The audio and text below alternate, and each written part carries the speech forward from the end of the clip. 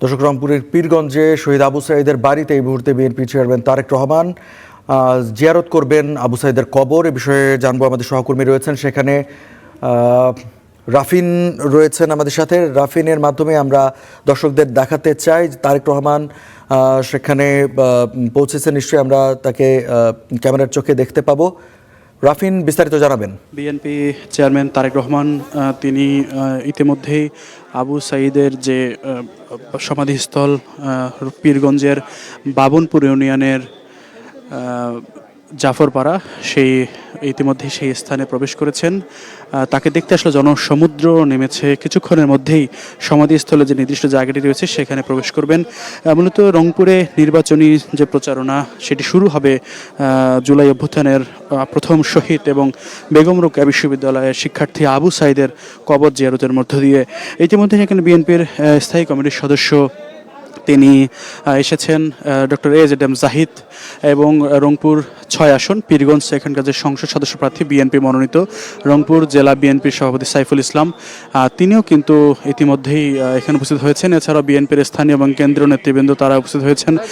মূলত রংপুরের পীরগঞ্জের বাবনপুর এলাকার যে জাফরপাড়া রয়েছে সেখানে আবু সাঈদের কবর জিয়ারত করতে বিএনপি চেয়ারম্যান তারেক রহমান তিনি তার বাড়িতে এসেছেন। কিছুক্ষণের মধ্যেই আসলে সমাধিস্থলে প্রবেশ করবেন। ইতিমধ্যে বিএনপির কেন্দ্রীয় নেতৃবৃন্দ আসছেন। ব্যাপক নিরাপত্তা ব্যবস্থা জোরদার করা হয়েছে। ইতিমধ্যে সেখানে সিএসএফ, পুলিশ, র্যাব সহ আইন শৃঙ্খলা রক্ষাকারী বাহিনীর সদস্য রয়েছেন, বিজিবি সদস্য রয়েছেন। আমরা যেটি দেখতে পাচ্ছি, আবু সাঈদের সমাধিস্থলে কিন্তু গাড়িবহর থেকে কেন্দ্রীয় নেতৃবৃন্দ এবং যে নিরাপত্তা বাহিনীর সদস্যরা তারা কিন্তু আসলে প্রবেশ করছেন। ঠিক 2-1 মিনিটের মধ্যেই তার সমাধিস্থলে প্রবেশ করবেন। আবু সাঈদের সমাধিস্থলে আবু সাঈদের বাবা মকবুল হোসেন আছেন এবং তারেক রহমান কবর জিয়ারত যিনি দোয়া পড়াবেন পীরগঞ্জ থানা মসজিদের পেশ ইমাম মোহাম্মদ এরশাদুল্লাহ। তারেক রহমান ইতিমধ্যেই আবু সাঈদের সমাধিস্থলের সামনে এসেছেন। এখন রংপুরের পীরগঞ্জ আসনে যে বিএনপি মনোনীত প্রার্থী সাইফুল ইসলাম প্রবেশ করেছেন। এই মুহূর্তেই তারেক রহমান আবু সাঈদের সমাধিস্থলে প্রবেশ করলেন এবং আবু সাঈদের বাবা মকবুল হোসেনের সাথে কুশলাদি বিনিময় করছেন। মূলত তারেক রহমানের যে নির্বাচনী সফর, রংপুরের এই সফর হলো তারেক রহমান এই জুলাই গণঅভ্যুত্থানের প্রথম শহীদ এবং বেগম রোকেয়া বিশ্ববিদ্যালয়ের শিক্ষার্থী আবু সাঈদের কবর জিয়ারতের মধ্য দিয়ে। এরপর কিন্তু কবর জিয়ারত শেষ করে তিনি রংপুরের কালেক্টরেট ঈদগাহ মাঠে যাবেন। সেখানে তিনি রংপুরে যে নির্বাচনী জনসভা সেখানে বক্তব্য রাখবেন। মূলত রংপুর বিভাগের যে 8টি জেলা 33টি নির্বাচনী আসন রয়েছে, সেখানকার প্রার্থী এবং কর্মী সমর্থকরা কিন্তু ইতিমধ্যে রংপুর কালেক্টরেট ঈদগাহ মাঠে জড়ো হয়েছেন।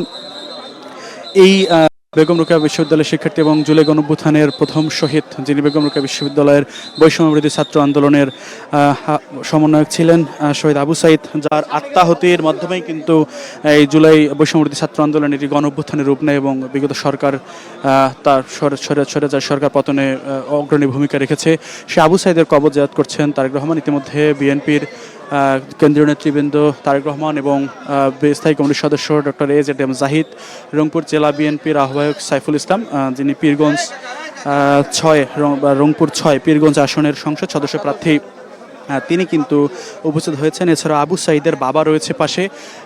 এখন আবু সাঈদের সমাধিস্থলের সামনেই কিন্তু তারেক রহমান এবং কেন্দ্রীয় নেতৃবৃন্দ আবু সাঈদের বাবা তারা দাঁড়িয়ে আছেন, দোয়া পাঠ করছেন। আবু সাঈদের কবর জিয়ারত করার পর কিন্তু আবু সাঈদের পরিবারের সাথে সাক্ষাৎ করবেন তারেক রহমান। এরপরেই রংপুরের কালেক্টরেট ঈদগাহ ময়দানে যে রংপুরের বিএনপি যে নির্বাচনী জনসভা রয়েছে সেই জনসভায় বক্তব্য রাখবেন তারেক রহমান।